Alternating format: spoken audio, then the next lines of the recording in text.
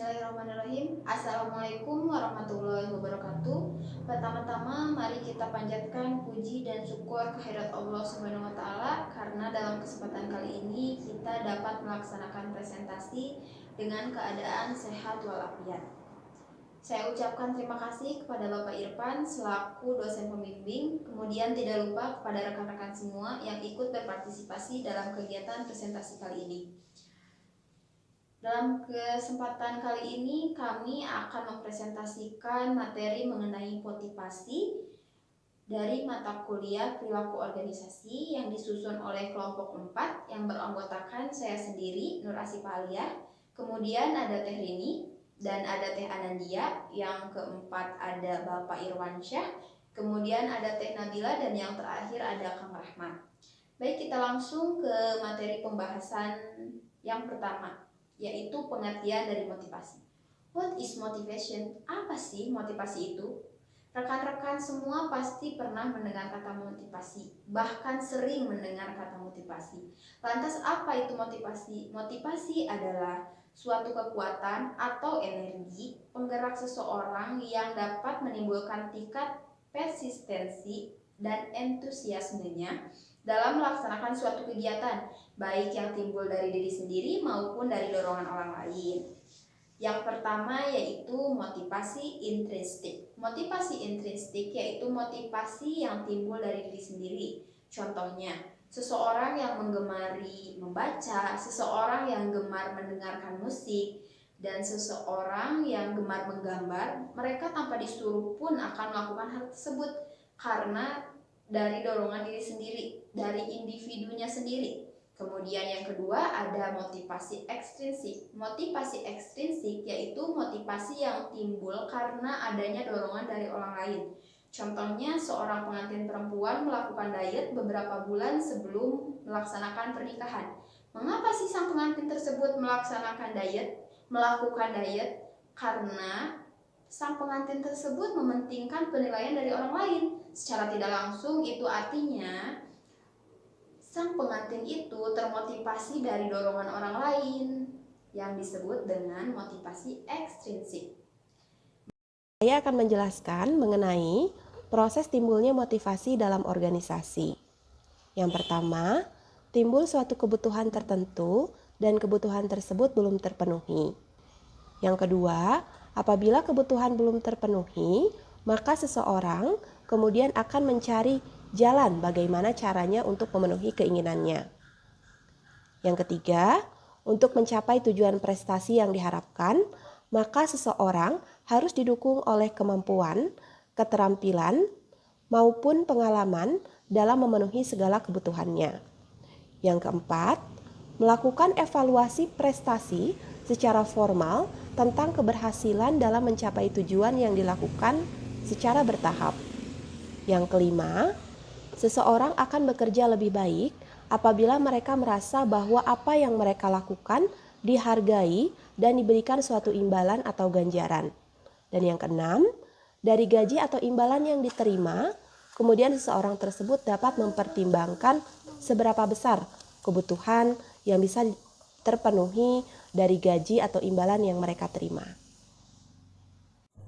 Faktor-faktor yang mempengaruhi motivasi. 1. Faktor internal yang terbagi menjadi 5 bagian, yaitu 1. Keinginan untuk dapat hidup, 2. Keinginan untuk dapat memiliki, 3. Keinginan untuk memperoleh penghargaan, 4. Keinginan untuk memperoleh pengakuan, 5. Keinginan untuk berkuasa.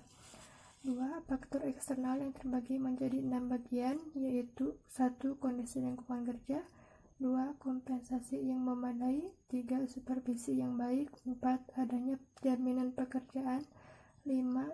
Status dan tanggung jawab, 6. Peraturan yang fleksibel.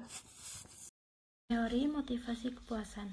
Pada dasarnya, teori ini lebih didekatkan pada faktor-faktor kebutuhan dan kepuasan individu yang menyebabkan bertindak dan berperilaku dengan cara tertentu. Pada teori kepuasan ini didukung juga oleh para pakar, diantaranya teori hierarki kebutuhan, teori 3 motif sosial, teori 2 faktor, dan teori IRG. Teori motivasi proses. Teori ini berusaha agar tetap setiap pekerja giat sesuai dengan harapan organisasi perusahaan. Daya penggerakannya adalah harapan yang diperoleh di si pekerja. Dalam hal ini, teori motivasi proses yang dikenal seperti 1. Teori harapan. Komponennya adalah harapan, nilai, dan pertautan. Tokoh dalam teori ini adalah Victor Froome. 2. Teori keadilan. Hal ini didasarkan tindakan keadilan di seluruh lapisan serta objektif di dalam lingkungan perusahaannya. Tokoh dalam teori ini adalah S. Adams. Lalu, ada yang terakhir yaitu tokoh pengukuhan. Hal ini didasarkan pada hubungan sebab akibat dari perilaku dengan pemberian kompensasi. Tokoh dalam teori ini adalah B. F. Skinner. Assalamualaikum warahmatullahi wabarakatuh. Setelah tadi dibahas oleh anggota yang lainnya tentang apa itu yang disebut motivasi dengan berbagai aspek, dan ada kesimpulan kali ini. Ya, kesimpulan untuk motivasi dapat disimpulkan bahwa motivasi memberikan peranan penting dalam produktivitas di dalam organisasi di mana individu tersebut bekerja. Banyak para ahli yang memberikan definisi mengenai motivasi berdasarkan sudut pandangnya. Salah satunya adalah Shagian pada tahun 1028 yang mengatakan bahwa motivasi adalah keseluruhan proses pemberian motivasi bekerja kepada bawahan sedemikian rupa sehingga mereka mau bekerja dengan ikhlas dan tercapai tujuan organisasi dengan efisiensi dan ekonomis. Selanjutnya, faktor-faktor yang mempengaruhi motivasi baik internal maupun eksternal, kemudian teori-teori yang mendukung motivasi terbagi dua, yaitu teori motivasi kepuasan dan teori motivasi proses. Motivasi selain berperan dalam meningkatkan produktivitas bagi organisasi, motivasi juga memberikan kontribusi yang besar yang dalam memberikan masukan yang berarti kepada bawahan berkaitan dengan kinerja yang seharusnya diterapkan di suatu organisasi, baik organisasi pemerintah maupun swasta. Dan sedikit tambahan, motivasi itu di dalam Al-Quran juga, di dalam Quran surat Al-Imran ayat 139 menerangkan, janganlah kamu bersikap lemah dan janganlah pula kamu bersedih hati, padahal kamulah orang yang paling tinggi derajatnya jika kamu beriman. Demikian kesimpulan dari motivasi tersebut. Mohon maaf bila ada kekurangan. Assalamualaikum warahmatullahi wabarakatuh. Baik, sudah sampai di penghujung materi, sudah disampaikan oleh Kang Rahmat. Kesimpulan dari materi yang kami sampaikan yaitu materi motivasi. Di sini saya mempunyai satu video pendek yang berhubungan juga dengan motivasi sebagai edukasi untuk rekan-rekan semua. Semoga rekan-rekan semua berkenan untuk menonton video tersebut. Saya tutup pertemuan kali ini dengan wabillahi taufiq wa hidayah. Wassalamualaikum warahmatullahi wabarakatuh. Selamat menonton. Terima kasih.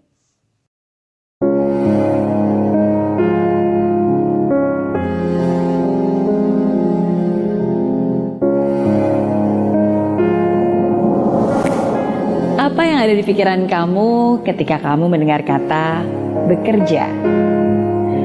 Mungkin yang ada di pikiran setiap orang berbeda-beda.